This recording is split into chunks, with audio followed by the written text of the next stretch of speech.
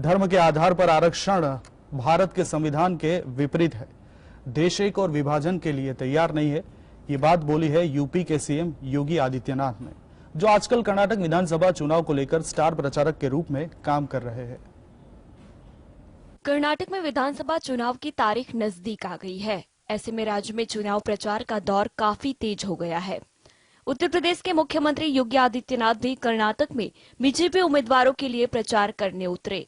योगी आदित्यनाथ ने मैसूर पहुंचकर मांड्या जिले में रोड शो और चुनाव प्रचार में हिस्सा लिया। इसके बाद बसवना बागवाड़ी में चुनाव प्रचार किया। योगी आदित्यनाथ ने कर्नाटक में अपनी पहली चुनावी रैली में बीजेपी के स्टार प्रचारक के रूप में हिस्सा लिया।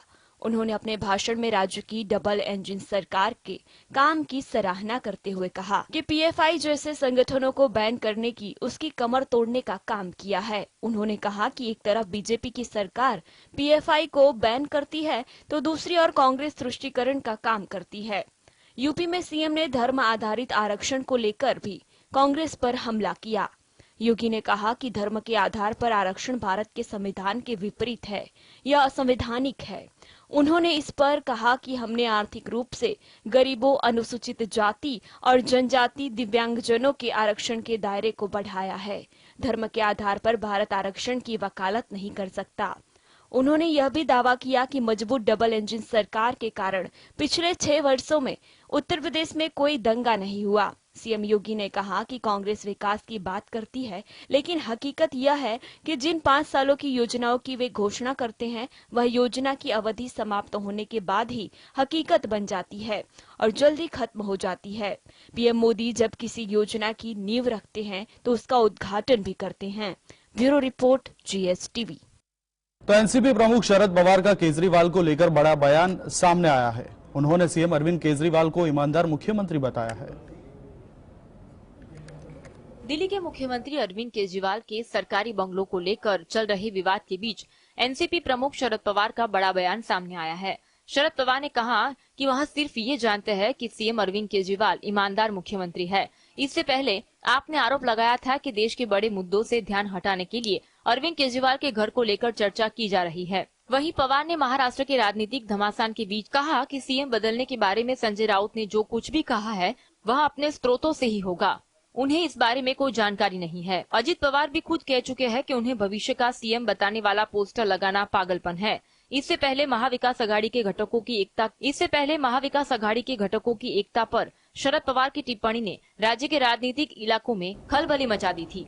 Bureau report. बीजेपी के कद्दावर नेता के ईश्वरप्पा ने शिवमोगा में लिंगायत और वीरशैव समाज को संबोधित करते हुए कहा कि मुस्लिमों का वोट नहीं चाहिए। हालांकि राष्ट्रभक्त मुस्लिम है जो बीजेपी को पसंद करते हैं। ऐसे में मुस्लिम समाज की राजनीतिक शक्ति को समझना होगा।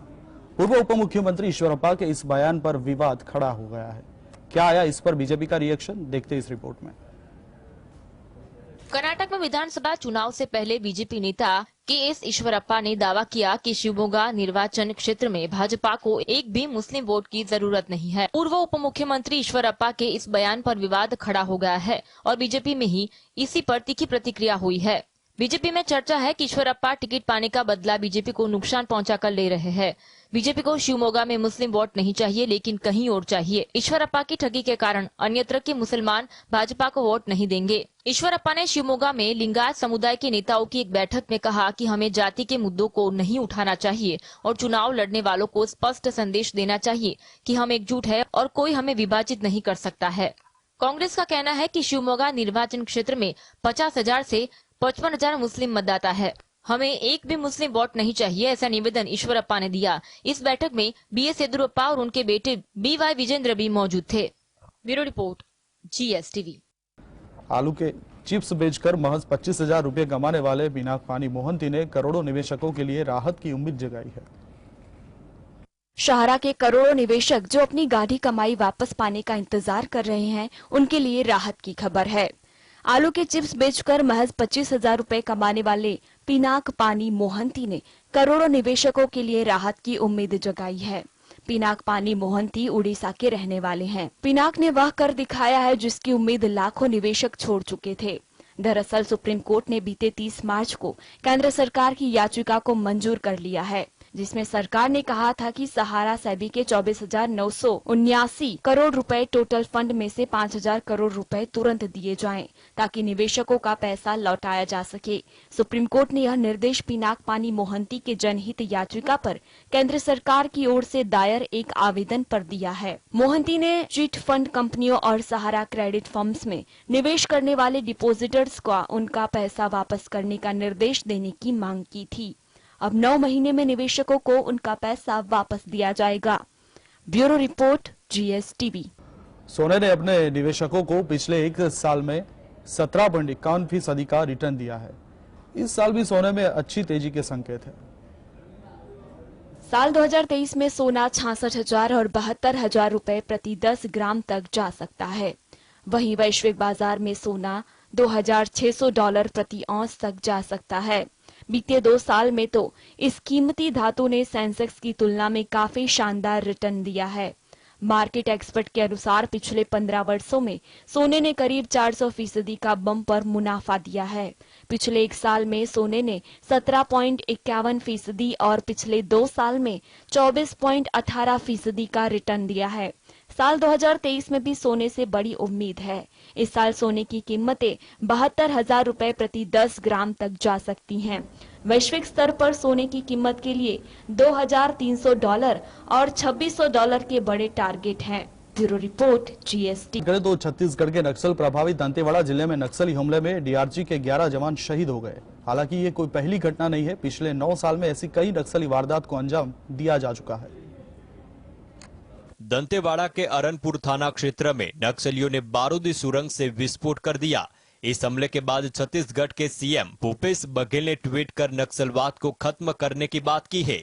उसने बताया कि नक्सलियों को किसी कीमत पर छोड़ा नहीं जाएगा। हालांकि नक्सलवाद को खत्म करने की बात पहले भी की गई है और इससे पहले भी कई बार नक्सलियों ने हमले किए हैं, जिसमें 6 अप्रैल 2010 में छत्तीसगढ़ के दंतेवाड़ा में नक्सली हमला और 76 जवान शहीद। 25 मई 2013 को झीरम घाटी में कांग्रेस की परिवर्तन यात्रा पर हमला हुआ था, जिसमें कांग्रेस के शीर्ष नेताओं सहित 30 से ज्यादा लोग मारे गए। 11 मार्च 2014 को सुकमा जिले के टाहकवाड़ा में नक्सली हमला हुआ, जिसमें 15 जवान शहीद हुए। 12 अप्रैल 2014 को छत्तीसगढ़ के बस्तर जिले के दरभा में नक्सली हमला हुआ, जिसमें 5 जवानों समेत 14 लोगों की मौत हुई थी। 11 मई 2017 को सुकमा के दुर्गम भैजी के इलाके में नक्सली हमले में 12 CRPF जवान शहीद हुए थे। 24 अप्रैल 2017 को सुकमा में नक्सली हमले में केंद्रीय रिजर्व पुलिस बल यानी कि CRPF के 25 जवान शहीद हुए थे।